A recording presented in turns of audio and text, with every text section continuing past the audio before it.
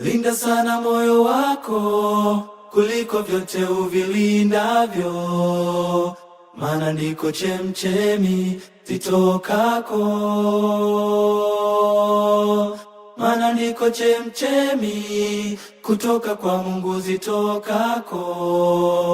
Linda sana moyo wako kuliko vyote uvilindavyo. Je, unajua kazi kubwa ambayo ni mojawapo ya kazi tuliyopewa na Mungu kuifanya? Karibu katika mfululizo wa masomo ya Kesha la Asubuhi leo Jumanne, Aprili 14, 2026.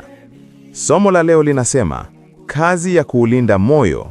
Mithali 4:23 inasema, linda moyo wako kuliko yote uyalindayo, maana ndiko zitokako chemchemi za uzima.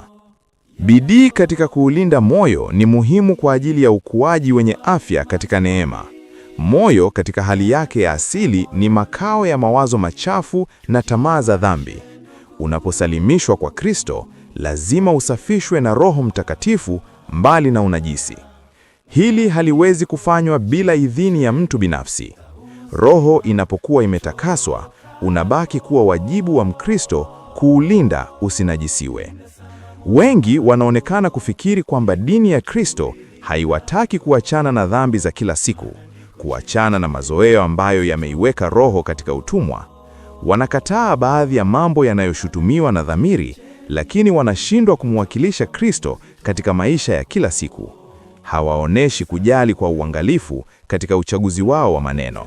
Mara nyingi, maneno ya hasira yasiyo na subira husemwa, maneno ambayo huchochea mawazo mabaya zaidi ya moyo wa mwanadamu.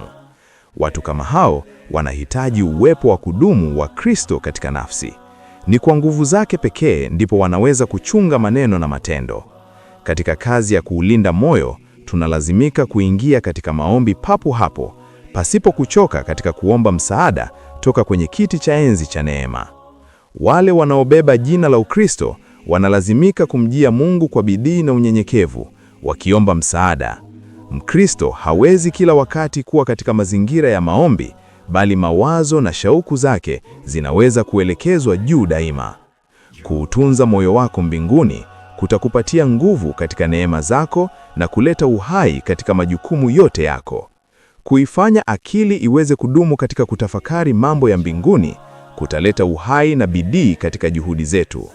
Juhudi zetu zimedhoofu na tunavipiga vita vya Ukristo taratibu mno na kuonesha uzembe na ulegevu, kwa sababu tunathamini kidogo mno tuzo ya mbinguni. Tunakuwa wadumavu katika mafanikio ya kiroho. Ni fursa na wajibu wa Mkristo kudumu kuongezeka katika kumfahamu sana Mwana wa Mungu, hata kuwa mtu mkamilifu. Mwenyezi Mungu akubariki sana unapoendelea kupiga hatua za kiroho kuufikia uzima wa milele. Usisahau kufollow, subscribe, share, like, comment @Mpakani SDA Church. Uwe na tafakari njema.